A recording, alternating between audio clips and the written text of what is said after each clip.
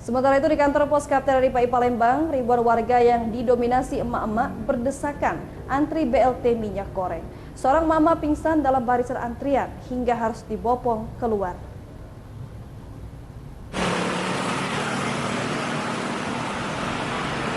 Masyarakat yang datang untuk pencairan dana BLT minyak goreng datang dari Kabupaten Ogan Ilir menggunakan kendaraan bus dan angkutan pedesaan. Ribuan warga Kabupaten Ogan Ilir membadati kantor pos di Jalan Kapten RI Palembang sejak Rabu pagi kemarin. Meski sambil menggendong anaknya, warga yang dominan emak-emak ini rela mengantri berjam-jam untuk mendapatkan bantuan langsung tunai sebesar Rp500.000 dari pemerintah. Bahkan akibat tidak tahan mengantri dan berpuasa, seorang emak-emak tua renta pingsan dan tak sadarkan diri. Petugas kantor pos pun membondong emak-emak tersebut dan dijauhkan dari kerumunan masyarakat yang berebut untuk mengantri.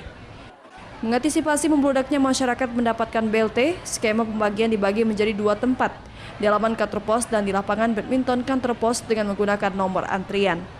Penerima tidak dapat diwakilkan dan harus dilengkapi syarat dengan membawa data kependudukan, baik kartu keluarga maupun kartu tanda penduduk. Yang untuk Kota Palembang sudah selesai, dan hari ini kebetulan di kantor RI itu membayarkan untuk Kecamatan Pemulutan, Pak.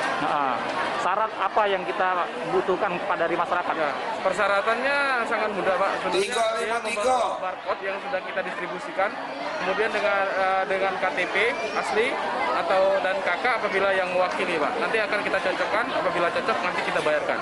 Ya, dapat bantuan BLT, bantuan apa itu, Bu? Subsidi minyak goreng. Ibu dari mana, Bu? outstanding. Hah? Outstanding. Dari outstanding Kabupaten mana, Bu? Kabupaten Ogan Ilir. Di sini sama siapa ke sini, Bu? Antusias masyarakat penerima bantuan langsung tunai beberapa tempat akhir pekan terakhir meningkat. Menginjak dekatnya Hari Raya Idul Fitri 1443 Hijriah dan warga membutuhkan dana untuk keperluan berlebaran.